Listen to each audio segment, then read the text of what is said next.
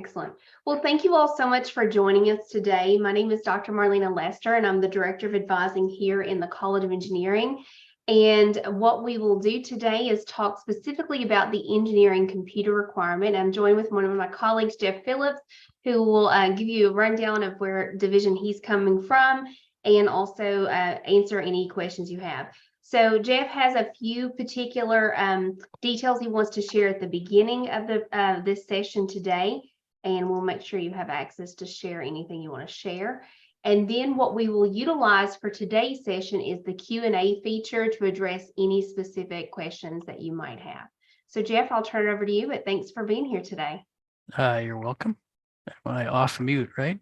Yeah, you are. All right, everyone can hear me. I'm going to share some slides, and because of my mastery of PowerPoint, they're still going to have the thing on the side that shows you all five.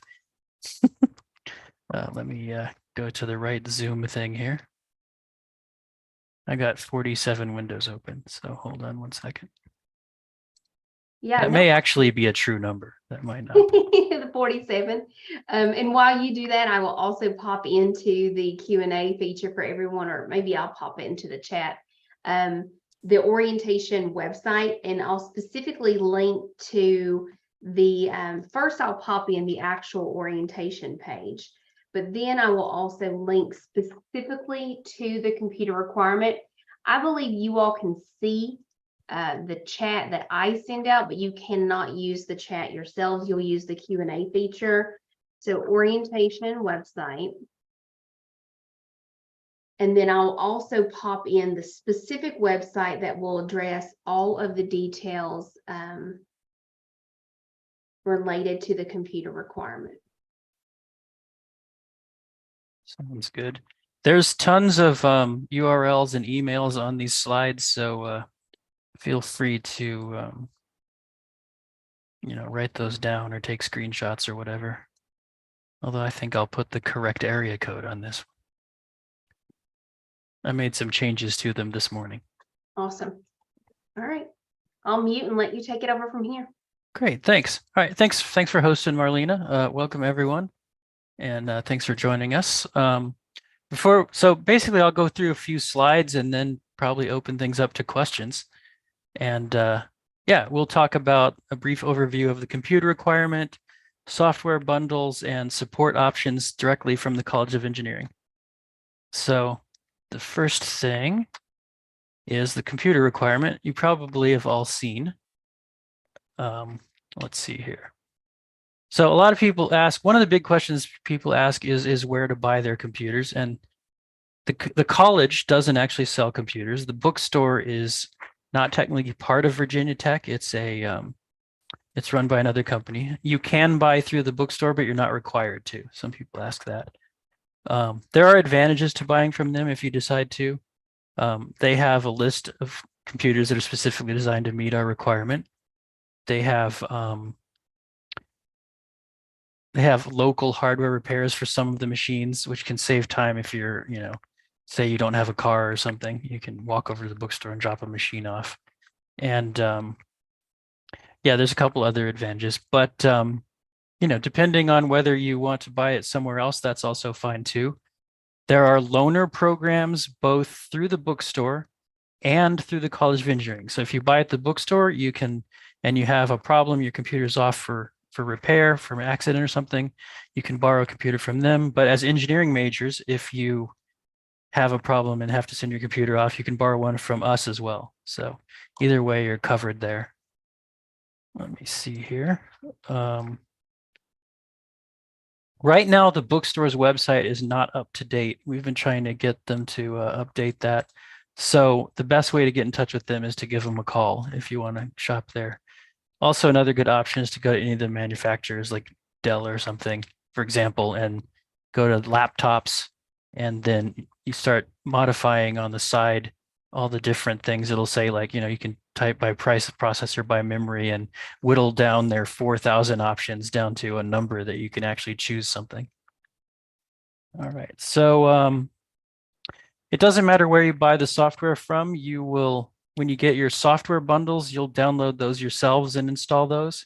And again, if you have any trouble installing the software, you can also get help from us at our SWAT student support office, which I'll be talking about in more detail shortly. One of the common questions we get from folks is whether you can bring a Mac. We're currently not recommending that because the M2 and M1 processors may not run all of your software properly out of the box. Back in the day, I guess, well, it's only been 2 or 3 years, they had Intel processors. And in that case, you could run Boot Camp with Windows and you could run all your engineering software. But as they've gone to their own processors, we have a situation where some of the software doesn't run, or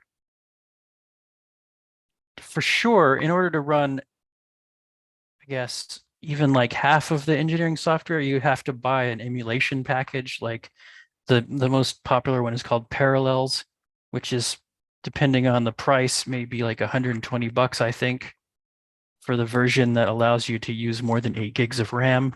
And then you still have to be pretty fluent in how to switch back and forth between Windows and Mac, how to, troubleshoot things like that. We don't recommend doing it. But, we're not going to come to your room and see what computer you have either. Warranties. We really recommend getting a 3-year or 4-year, preferably, accidental damage warranty. The reason for that is the systems go through a lot over 4 to 5 years. You'll be carrying them to class. You will be doing work on your computer in class. So if there's questions about whether you can get a powerful laptop, or a powerful desktop in your dorm room and then just take a smaller laptop, you should consider that at least in the first year engineering classes, you'll be actually doing work on the computer for assignments in your classroom. So, and I talked about various repair options. If you can borrow a loaner if you need repairs. So, the warranties are cool, and that gets you out of the problem of having to buy a new computer if you need to, and you'll be covered for that time it's sent off. Let's see here. I'm just going through these in order here. Input tool stylus. Back a few years ago, again, we had a requirement that people have a pen on their computer and you were able to write on the screen, take notes, write equations, things like that. That's no longer required due to some of the software not existing anymore, and just generally less adoption of that in the classroom over time. And so that's not a requirement anymore. If you are into writing your notes on a computer instead of on paper, if you feel like you'll benefit a lot from writing equations and things on the computer and being able to save them, that may be a good option for you. That flows right into the graphics card, which is also recommended. A discrete graphics card is a separate processor for graphics. In addition to the, like, say where it says processor, you'll have an Intel or an AMD i7 or Ryzen or whatever. You get a whole other processor for graphics, and it has its own RAM. So where you have 16 RAM on the computer or 32 RAM on the computer, for a graphics card, you may have 2, 4, or 8 gigs of RAM just for graphics. And that's going to massively speed up the computer as far as things like rendering, visualization software, CAD, things like that, that actually take, high-end graphics stuff. What a lot of people find, and the reason I kind of harp on those two, is that it's very tricky to buy a computer for a reasonable price that has both the stylus and a really good graphics card. So you kind of need to look at what your preferences are, maybe what your advisors or what major you're going in recommend, and kind of, decide. You can get both, but it's a little tricky. Let me see here. Lastly, we do mention the video conferencing tools. I haven't seen a laptop that comes without microphones, speakers, and camera in a while. I think some of the ones for government do, but some courses do have Zoom options, or you can, go to class online for some classes. The only reason we say headset with mic in the recommendation is because, you'll be better off if you have a headset instead of having the speakers out loud in your dorm room or wherever. That's basically the requirement. More info, tons of pages about that are at this URL here, IT/requirement. Various purchasing options are listed there as well on this page below. You guys can all still see my slides, right? I guess Marlena would be the only one who can talk out loud, right? Yes, they're Okay. all still showing. Great. Okay. All right. Well, I will jump to the next one then. All right. Software bundles. There are two software bundles at Virginia Tech. Well, there at least for engineers. Hold on. I've jumped a page. All right. The first is the undergraduate software bundle. That's for all incoming students, undergraduate incoming students. And that has Microsoft 365 and Microsoft Windows in it. That's required to be purchased by the university, not engineering. Although you will be using that software in every major. That does give you some advantages. You don't just get Office once or Windows just once. You get upgrades for that the entire time you're here as an undergrad. So, you know, if they put out a whole new version of Office and switch us all to it, you'll have the latest one. You won't have to buy that again. And that is you buy that as a freshman or your first year if you're transferring in, and you don't buy it every year. It's just the once. So yeah, avoid getting upsold to buy Microsoft Office with your computer at the store or wherever, because you'll end up having to pay Virginia Tech for it again. Then there's the engineering software bundle. That currently includes the products listed here. You can see other softwares commonly used. Basically, most of those have a student version that doesn't require you to pay anything. You know, if you're using it for professional use, some of those programs are pretty expensive. But you guys get to use them as for student education projects without any fee. The prices listed here are last year's. We don't expect them to go up much, maybe a couple bucks. They tend to go, you know, no more than $5 or $10 up a year. And let me see where else we go here. Again, so what happens with the software is you'll get billed for the undergraduate bundle sometime during the summer. And then once you've signed the appropriate license paperwork and paid, you will be able to download that from network.software.vt.edu. You'll be billed for the engineering software bundle very late in the summer, and you'll be able to download that possibly the first week before classes or maybe the first week of classes. And that will be the same thing where you get billed, pay the bill, and you have to sign an agreement to license the software. And then all of the downloads will be through that network.software.vt.edu site. If you have trouble installing, you can visit our SWAT office, which is our next slide. And our technicians can help you with pretty much anything related to your computers. All right. Let us go on to SWAT. SWAT is our office. I don't know where we came up with this acronym, Software Assistance and Triage, but it's been here since before me. But basically, this is the engineering computer support for students. And they have tons of features. This office is right over next to my office. They can help people install your software. It can help troubleshoot when you have issues with software. You know, maybe your license key isn't working, stuff like that. They can diagnose hardware and software problems. You guys can read most of this, but you know, basically, if you have trouble with your computer, either software or hardware, you can bring it by SWAT. You know, it's a walk-in office. They have hours. I think they're 9 to 5 or 10 to 5, Monday through Friday, something like that. It's on their site, which is swat.eng.vt.edu. And it's a walk-in place. You can also call and make appointments. You can talk to them through Zoom, whatever you need. That's where you get your loaner machines if your computer is out for repairs. And that, believe it or not, is my whole spiel. And the rest of this is just questions. If you guys have questions and answers, I'm here to help. Awesome. Thanks, Jeff. So we do have a few questions that I have addressed that I can address, but some that I will just shoot your way and see if you want to answer them live. We will start with a question related to Windows 11 Home or Pro. The answer is it doesn't matter what comes on your computer, because in your university software bundle, you get the proper version of Windows. If you leave whatever comes on the computer on it, that should be fine. If it ends up that some software requires, you know, a more pro version than what comes on your computer, you've paid for the license for that, and you can come by SWAT and have it installed, or download it and install it yourself. So that hit on a couple people who asked the same question. So I'll mark that complete on the Q&A. The next question we have here is, if we do have both the laptop and the desktop, will we be able to get the software package for our other computer, or is it only for one computer? Do you know? You can install your software package on as many computers as you own and personally are the user of. Excellent. So yeah, no pirating, but if you have two computers that are truly yours, you can install it on both.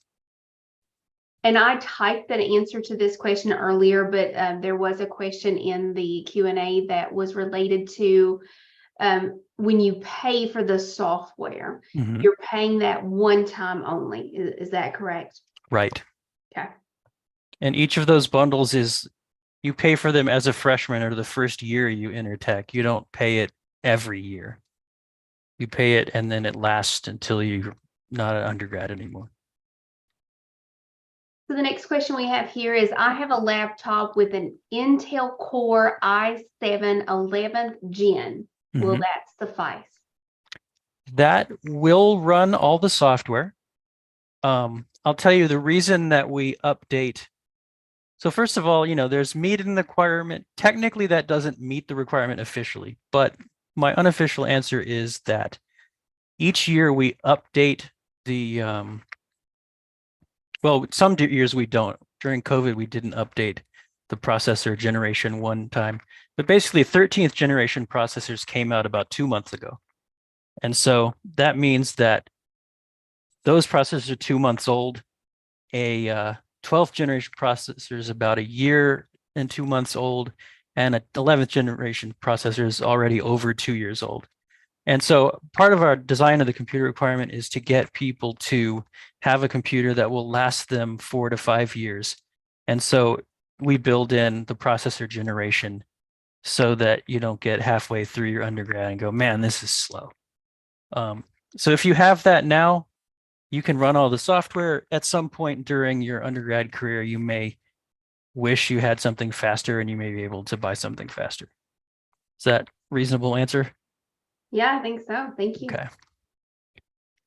The next question we have in here is very specific, and I'm not sure if you can see it as well, but they found some information online about a Dell XPS 15 Intel.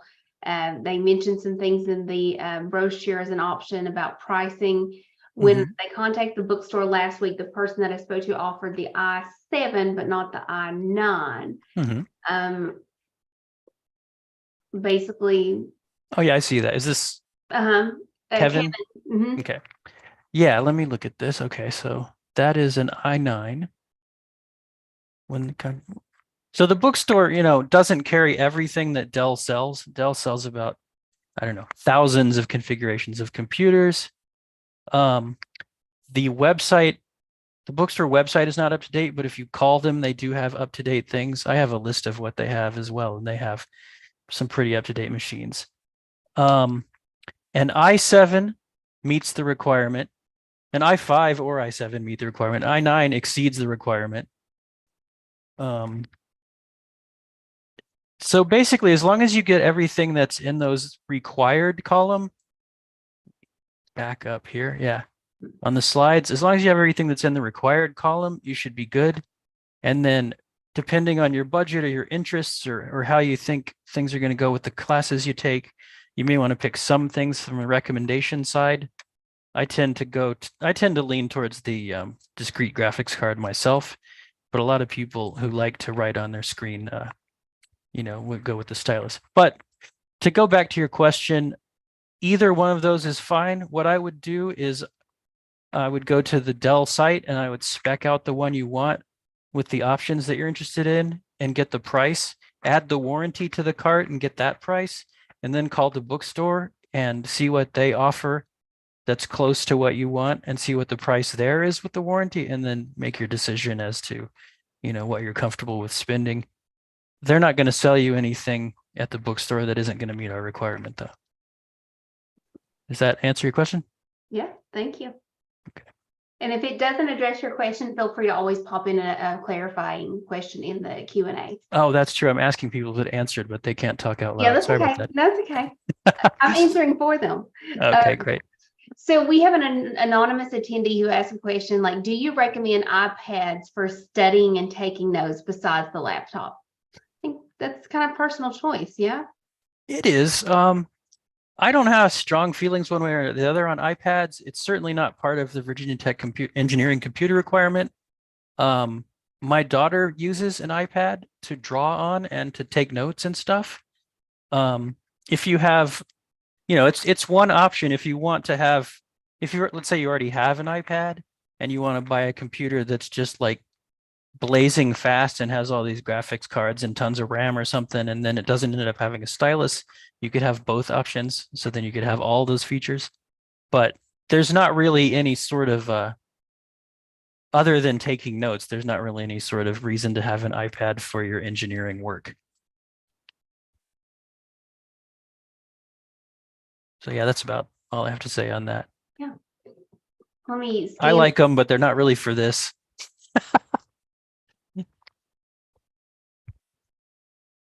I'm just going to scan through, just make sure I group lots of questions together so we can try to answer as many as we can.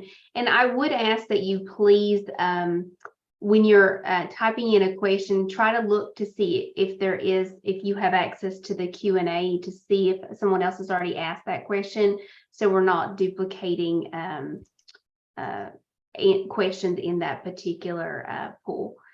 Let's see here. Looks like Kevin, thank you so much for clarification there. It did address all of Kevin's questions, so he Great. did confirm. Okay. So the other questions we have in here is, which classes require us to use a computer in class? From what I've heard recently, engineering education, I think it's 1215 and 1216 require using it in class. Others may as well, but those are two that I know off the bat. Yeah. And we know about those just because that's one of the largest classes for our incoming cohort of students. Like, unless you have transfer credit for that class, everyone will need that class. Every major except for building construction will require that if you don't have transfer credit or prior credit for it as an engineering requirement. So that's a good way to kind of gauge it. But then it is up to the professor's discretion on which classes will require you to do work in class. So that might be something that you just have to wait and see as you get here as a student. And for as far as all these questions, we do change the requirement every year and take a look at it with faculty and try to figure out, if we need to change anything. So we just met a few months ago and talked through the changes for the year, and the faculty are still with the opinion that you need to have the power of your machine in class. I can answer some of these quickly if you want. Sure, yeah, go for it. Let me see here. M2, M1, M2 MacBooks not recommended. What about Intel-based MacBooks? That one, again, that's a speed issue. I think the last Intel MacBooks had either a 10th or 11th gen processor. It may have been a 10th. Those will run all your software. You may end up again in a couple of years going, man, I wish I had a faster computer. But, you may be fine for the first year or two. Again, the requirement specifications are high with the hopes that your computer will last you through your entire undergrad. Since all computers come with Windows automatically, will it mess with having to download with Windows from the university? If you are really skilled at wiping your computer and reinstalling, you can do that yourself. If you don't have to reinstall Windows when you get here, it's all a matter of whether you end up needing or wanting to reinstall a higher version of Windows. Like, let's say you have Windows Home. There could end up being some software that requires a more powerful version of Windows. If that's the case, you can come to SWAT and have them help you with it if you're not comfortable doing it yourself. Surface Pro 9 meets the minimum requirements. I believe there is a Surface Pro 9 that does meet the requirements. It's the Surface Book that has not got an updated processor, I think. Surface Pro 9, I'm Googling it right now. 2023, because I've actually looked at this recently. So while you look that up, I'll address Sure, Kate's sure. other question. It says that the SWAT computer loans are for any engineering student, regardless of where their laptop is purchased. That is correct. Yes. And that is correct. And one thing that I wanted to add to that is that we didn't really hype up the engineering SWAT office as much as maybe we should have, but not every college has this kind of level of technology support for their students. So of course, this is part of your normal tuition and fees and all those things, and you are paying for it, but there's no additional cost once you go there to utilize the service for loaners or for support for the technology. So that's a really cool perk of being in engineering for that SWAT office's IT support. Yep. SWAT is great. Highly recommend it. And you don't pay anything there. The answer to the Surface Pro question, they do have, the only thing that was missing in the Surface book was that it had an 11th gen processor. The Surface Pro 9 does have a 12th gen processor, and it has enough RAM and enough hard drive space in some of the configurations. You can change a lot. But yeah, you can get a Surface Pro 9 that meets the requirement.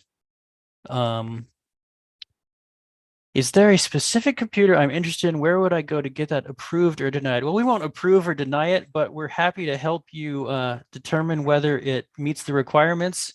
You can, on the slides here, you can contact us at ingtechteam@vt.edu or 540-231-9076 with the specs or with a link, and we'll be happy to get back to you. And those particular details will be posted publicly, but the link that I popped into the chat for the computer requirement, that contact information is at the very bottom of that website as well. So definitely make sure that you have access to that. The slide here has all the contacts as well. And that's a great point is, so for all your computer requirement questions, I am not the expert there, right? As you can clearly identify in this conversation today. So Jeff and his team is the appropriate office to kind of coordinate with if you do have those specific questions around the computer requirement. But we don't sell anything. We don't sell anything. Yes. Let's see. Do we have any specific models for recommendation? I don't recommend models specifically without talking to people because there's thousands. If you want a recommendation, that you're 100% sure of, I would recommend asking the bookstore because they've checked them against our specs. Your mileage may vary as to whether you want to buy from there, but they're going to have like 10 computers that they sell that meet our spec instead of like the Dell site where there's, hey, there's 2,000 different configurations you can get, or like the HP site or Lenovo, whatnot. That makes sense. Windows 10 actually is allowed. The reason we have Windows 11 listed is because almost all new computers come with Windows 11. So we just made that simpler. Windows 10 shouldn't be a problem. If some of your software ends up requiring Windows 11, again, you've paid for the license for Windows. So you can update it through network.software.vt.edu and get help from SWAT. You'll own, quote unquote, Windows 11. Can you get a YogaBook 9i dual screen laptop i7 13th gen? I don't know that off the top of my head. Dual screen laptop.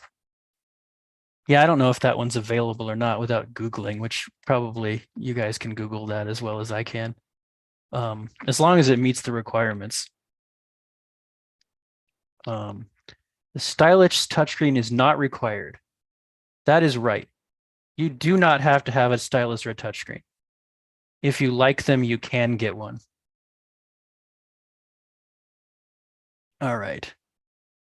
Yes, if you buy a computer from the bookstore, if you buy a computer from anywhere, if you have a computer you've had for a year that you don't know where you bought it from, you can borrow from SWAT. Like Marlena was saying, that's part of the SWAT services. That's part of being an engineer at Tech. Let's see. It will cost you nothing to borrow a laptop from the College of Engineering. Generally, we ask you to give us some sort of documentation that your laptop is off getting repaired, so that, you know, people don't abuse the program and keep one for months or something. But yeah, it's free. Having a 2-in-1 is personal preference. 6 or 7 years ago, it was a requirement. Now it's just whether you want it or not. All right. The bookstore does not sell used laptops that I know of. Again, I don't have a specific one I recommend. My big recommendation is to take a look at that page with the computer requirement and the recommendations. Go to some sites like Lenovo, HP, Dell, what have you, and you know, use the filters under laptop to pick the features you want, and then see how short the list gets, and if you can find anything you like. When do we buy the software bundle? Undergraduate bundle, you should get billed for it within the next month or so. Engineering bundle, you get billed for basically like the last week before classes. Would I recommend buying now or waiting till closer to August? I recommend buying now because most of the manufacturers have put out their new products now. That started about March through April, and then some things have just come out May, but pretty much you're not that whole product cycle thing where, oh, you got to be careful you're not buying last year's equipment. They've put out the new stuff now, the majority of so I think you're safe now. And based on that, you probably want to order soon so that, you know, you don't get in a situation where it's like, oh, it'll be 2 months to deliver it. Right. International student. Do I recommend buying it for myself from VT, or should I get it locally? I don't think there should be a problem in either, but I have to be honest, I don't know if that would make it difficult to get repaired or fixed. I mean, the only thing I know about different countries' laptops is they sometimes come with different power supplies, but, you know, a lot of times that's easy to fix. I think you'd probably be fine. Let's see. Can your advisor help recommend which one based on the classes? They can certainly help you on which features. Your advisor, you know, as a person may have a brand they like that they'll tell you. You know, I may have a brand I like that I would tell you if we were talking personally, not in a recorded meeting. Right. Can you speak realistic to the need and benefit for more than 500 gigabytes of storage and more than 60? Realistically, 500 gigabytes of storage is probably plenty. That's what I have in my work machine that I do graphics and stuff, and sometimes even video editing.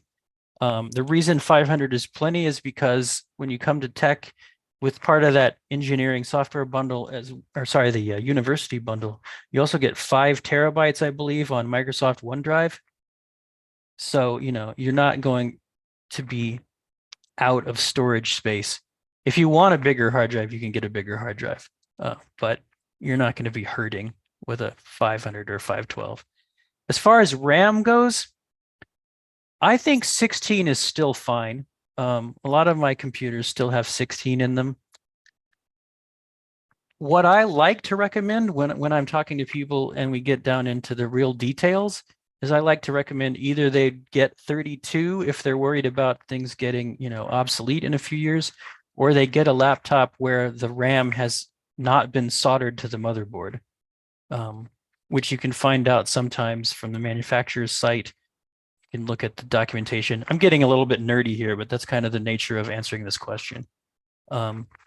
If you get a computer that has 16 gigs of RAM, but you can pop those 2 8 gig RAMs out and stick a 16 in each slot, then you can upgrade later.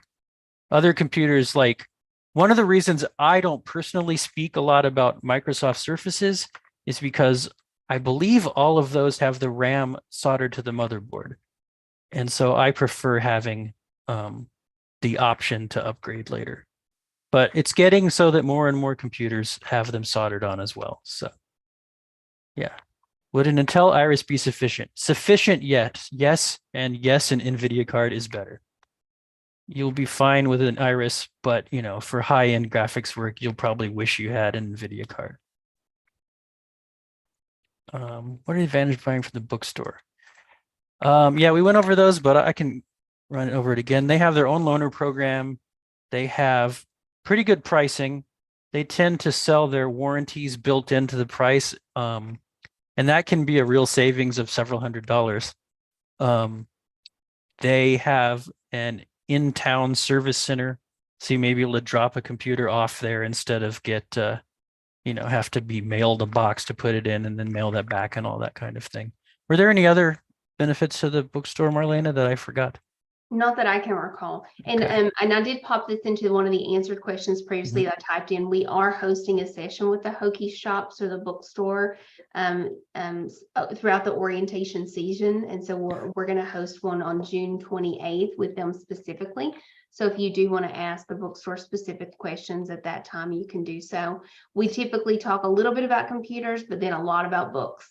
So it varies based upon, of course, who's in the audience and what kind of questions you have, but definitely feel free to come to that session if you want specifics or contact them directly and get those questions addressed.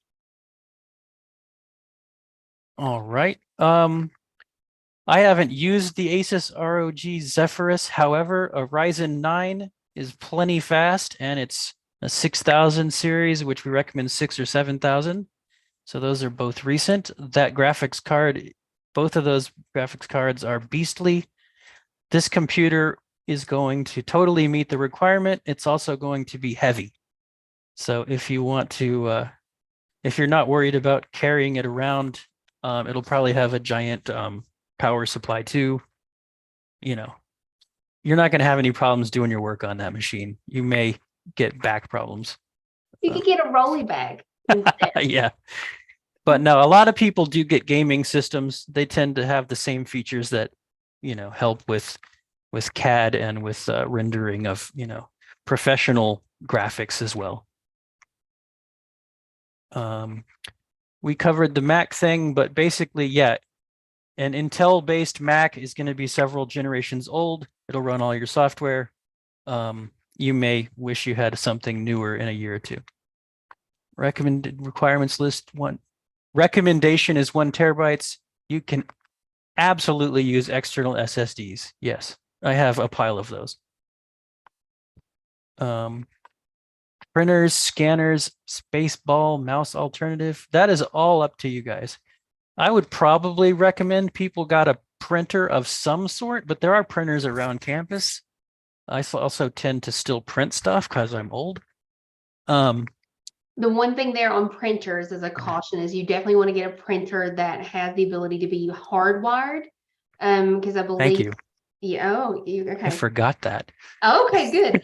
Because you do not want to use a wireless printer, and they're actually prohibited in the residence halls.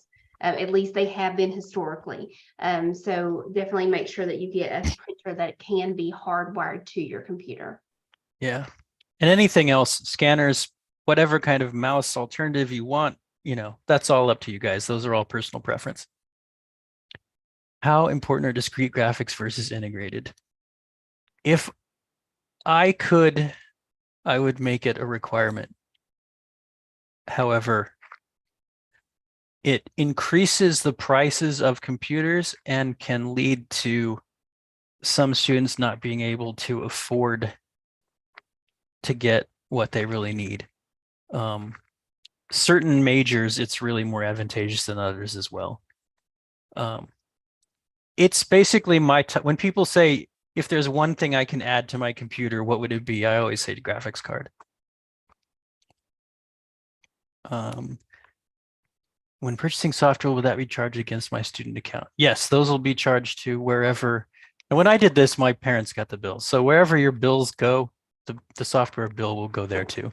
And so for that, here at Virginia Tech now, your bill will be all online. And so that will automatically be charged to your account balance electronically. Okay. I have a Surface Laptop 5, which has Windows 11. All right, I don't know which processor you have, but if you're fine with the speed of it, you shouldn't need to re-image it unless you have some specific reason to. Like you end up finding some engineering software that requires, a new image. And that would probably be a couple of years from now, not immediately. But no, you should be able to go without re-imaging it. Can I go in a store with requirements listed and ask for recommendations? Certainly, yeah. So That's the best way to do it. Yeah. Erica, you can also be like me. So I was looking for a personal laptop and actually used engineering's requirements as kind of a starting spec. And I think that's a great way for you to then go onto the websites, determine what minimum requirements you need in order to run. Because I figured in my daily operations at home, I wouldn't need as much as I would in the workplace. So that I did the exact same thing. I took our requirements, compared it, looked at it, and said, here you go. Super easy. Yeah. I think we covered the bookstore benefits after this Yeah. person asked that question. I think so too. So we'll pop that over. And then Okay, so SWAT fixes minimal things. SWAT will work on whatever SWAT does is free. SWAT will help you with software problems. It'll help you with installs of software. It'll help you with licensing, like, for some reason, let's say AutoCAD, you have a license key and it doesn't work. They'll help you with that kind of stuff. They'll help determine whether a problem is a software problem or a hardware problem, but you won't be taking your computer to SWAT and they'll be taking it apart and putting in a new motherboard. That kind of thing is sent off to the company, or in the case of a bookstore or a Best Buy or something, sent to them. So the warranty doesn't apply to anything SWAT would or wouldn't do, except for possibly loaning you a computer. But if you have proof that you've sent a computer off to get fixed, like an email or something, SWAT will lend you a laptop there as well. Does that answer that? Basically, SWAT's happy to help. Does Virginia Tech have cloud storage? Switch between loaners and main. You have 5 terabytes of OneDrive, and you can easily store most of your work on there. So yes, to switch between loaners and mains. What screen size do you recommend? Gosh, that's a hard one. They change those every year. If you like something small to write on, that, those tend to be smaller, the ones with the pens, because they're easier to carry around. I think something like a 15 or a 16, which the 16s these days kind of are in the same space laptop that a 15 used to be. So I think kind of the 15 to 16 is the sweet spot personally, because it's not too big to carry around, but it's not too small to wish you had something a lot bigger to work with. Another option too is, for a couple $100, you can get an external monitor, which is not required. It's just if you end up with a screen that you're like, man, I wish I had more space, you can always get another monitor and put it in your dorm room.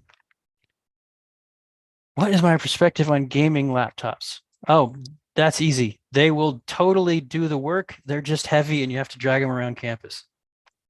So if you're willing to do that, cool. It's recommended to buy the computer without MS3. It's unlikely that you'll be able to buy most computers without Windows. I would definitely, if the computer comes with Office 365 for free, that doesn't hurt anything. If the company is going to charge you $100 or something for Microsoft 365, you should not do that. The bookstore hasn't updated the computers approved. How should I go?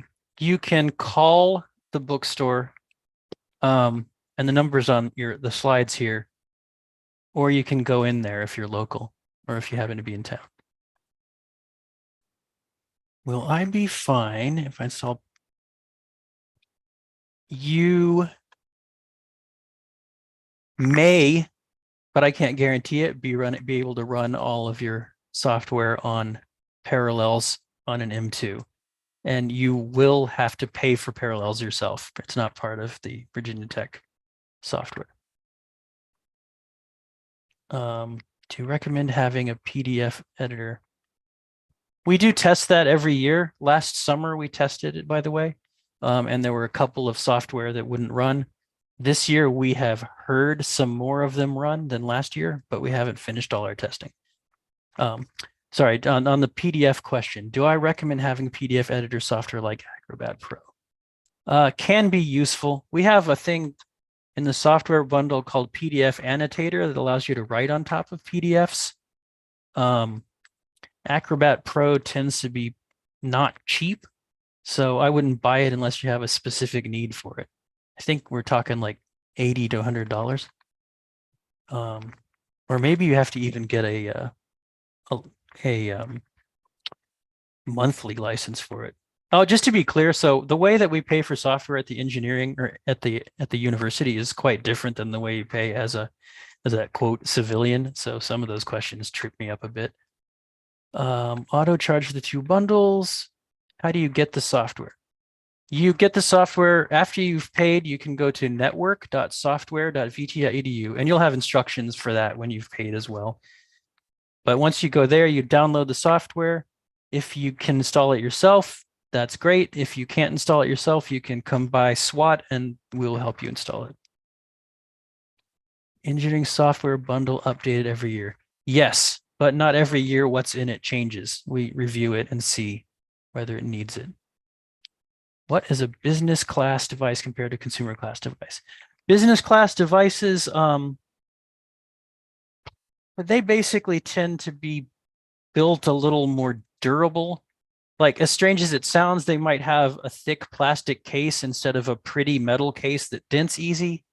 They might be slightly bigger so that they get more airflow through them.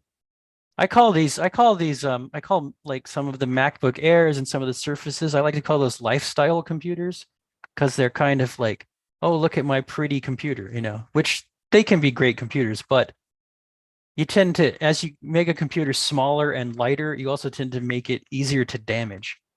And so the business classes are a little more, I would say, beefy. The components in them could possibly be a little more long lasting. One thing about gaming laptops, for example, is sometimes they'll overclock their chip, and that can eventually take its toll on the lifetime of the chip. And so business classes tend not to do overclocking and things like that. Now, overclocking is, if you don't know, it's when you run the computer faster, the chip faster than what it's technically rated for, and that will often work, but it may cause trouble eventually down the line. I'll be fine for undergrad if I start parallels for my. I think we already answered that one, didn't we? We did answer that. You do have to pay for parallels yourself. It should run most of your software, but there's no guarantees. If I buy a laptop from VT, I'll have the option of getting a warranty. If I buy it locally from a company, I don't think I'll get a warranty.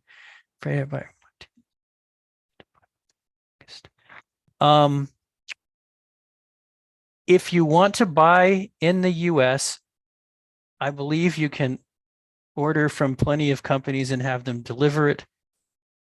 You should definitely, if you're interested in the bookstore, I would talk to them and see if you can order and pay for it and pick it up when you got here. Yeah. Do you know if they do that, Marlena? Yeah, I think that's probably a very good option for international students, especially if you're concerned about that, is going ahead and working with the bookstore, and they'll hold it until you get here and pick it up, just like they would if you were to pre-order textbooks. Okay.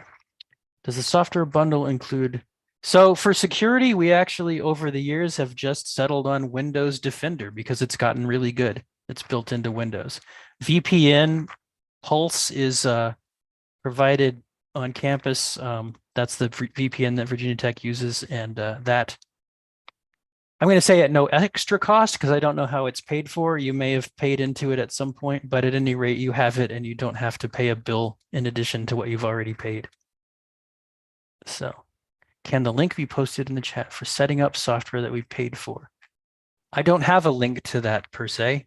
Each software that you download from network.software.vt.edu should have a little bit of instructions on it on its own.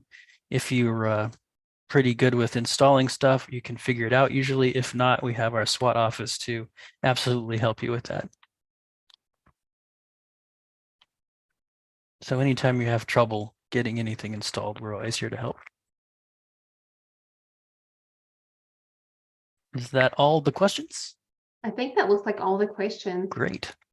Yeah, you breezed through those today. And what I will post on this last one is it may not be helpful at all, but I'll link directly to where it has the bundle information where you can see which pieces of software are included in the bundle and all of those specific details. And so I'll pop that in there. So, well, thank you so much for you all joining us today for this session. We really appreciate it. Looks like we have one more question. Feel free to go ahead and pop that in there, Brooke, and we'll get that addressed. What I will also do is just, Jeff, again, thank you for your willingness to always support the virtual orientation and advising experience for orientation. And address all of these questions. So what I'll do is also I'll stop the live YouTube, but we'll hang out for just a few more minutes. But again, thank you. You're welcome. Thanks, everyone. And, as anybody who has any questions, you always